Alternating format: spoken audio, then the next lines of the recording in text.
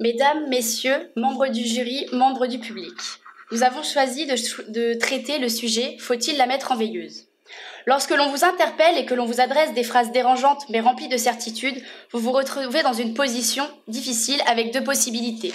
Soit vous souhaitez de vous plonger corps et âme dans un débat qui risque d'être stérile, et ainsi vous choisissez de vous retrancher dans un silence que l'on pourrait qualifier de respectueux. Mais le risque est que ce silence soit le signal de l'acceptation, puisqu'on vous fait vous la mettre en veilleuse. Mais ce choix vous convient-il ?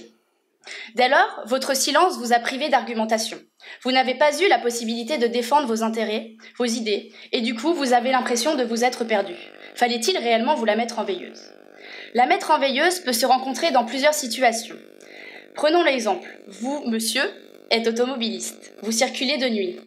Un policier vous fait signe de vous arrêter et de vous ranger sur le bas-côté et décide de vous contrôler. Ce véhicule de police était en plein phare. Vous, automobiliste, innocemment, vous lui demandez de se la mettre en veilleuse. Bien entendu, vous vouliez parler de la voiture de police qui était en plein phare et qui vous éblouissait.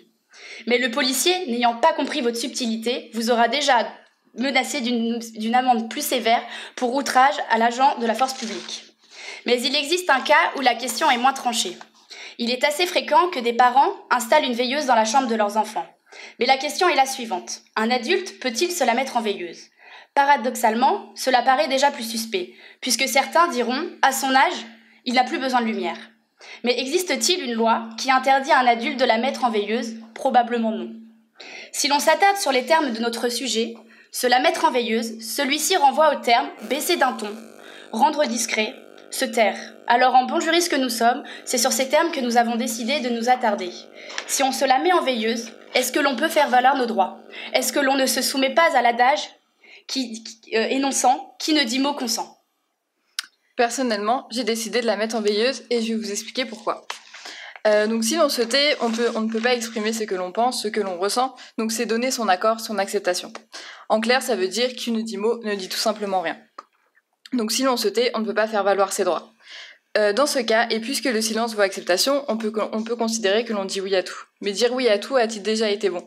En 2008, Peyton Reed a réalisé le film Yes Man, dans lequel un homme participe à un programme de développement personnel basé sur une idée tout simple, dire oui à tout. Il découvre avec éblouissement le pouvoir magique du yes. Il va donc voir sa vie professionnelle et personnelle changer, un nouveau travail, une nouvelle petite amie, bref, tout est génial. Mais il va vite se rendre compte que le mieux peut être l'ennemi du bien et que toutes les occasions ne sont pas bonnes à prendre.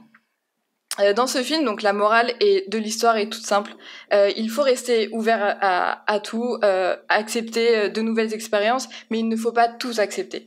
Il faut donc user de son libre arbitre qui permet de ne pas s'engouffrer sur un mauvais chemin. Un adage exprime clairement le danger du oui, qui est l'eau silencieuse est la plus dangereuse. Prenons l'exemple de Salah Abdeslam, le dernier terroriste vivant des attentats du 13 novembre 2015 qui ont touché Paris. Lors de son jugement, il a invoqué plusieurs fois son droit au silence présumé à l'article 6 de la Convention européenne des droits de l'homme, prévoyant un droit au procès équitable. Mais il l'a tellement mis en veilleuse que finalement, sa seule voix sera son silence. Personnellement, j'ai décidé de ne pas me la mettre en veilleuse. Pourquoi ? Parce que j'ai besoin de faire valoir mes droits. Chaque citoyen a des droits et peut donc les faire valoir. En revanche, si on la met en veilleuse et que l'on se tait, c'est le demandeur à l'action qui va accabler le défendeur et ce dernier n'avancera aucun argument de défense. Cela peut avoir des conséquences lourdes. Le principe est que le fait de ne pas contredire une accusation est d'avouer sa faute. Et en ce qui me concerne, cela n'est pas envisageable. C'est pourquoi il faut se défendre. Il faut parler, crier haut et fort son innocence. Il faut faire valoir ses droits. Être là, être présent. Cela permet de ne pas aggraver sa peine par les arguments du demandeur laissés sans réponse. Si on la met en veilleuse, on ne fera jamais de gaffe. Cela évite de dire des choses que l'on ne devrait pas dire ou que l'on ne voulait pas dire. Éviter de raconter des bêtises. Mais là, encore une fois, cela ne me concerne pas. Mais attention, parfois trop l'ouvrir est une forme d'insolence. Le silence est d'or, la parole est d'argent. Autrement dit, la meilleure réponse à l'insolent est le silence. C'est pourquoi il est utile de tourner 7 fois sa langue dans sa bouche avant de parler. C'est pourquoi il faut sculpter les mots avant de les laisser tomber.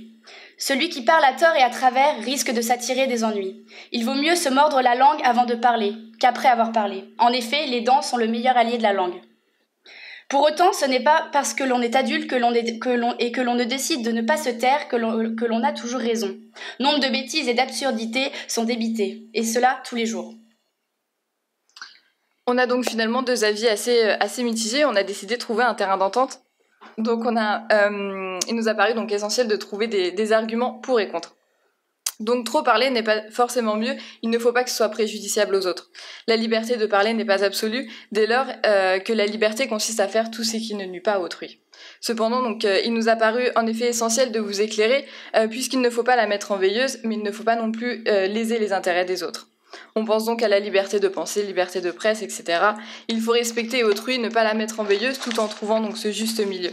Par exemple, certains politiques feraient mieux de la mettre en veilleuse, justement, plus souvent, puisque, par exemple, notre ministre du Travail qui a fait une bourde sur un plateau télé concernant le nombre de renouvellements possibles du contrat à durée déterminée.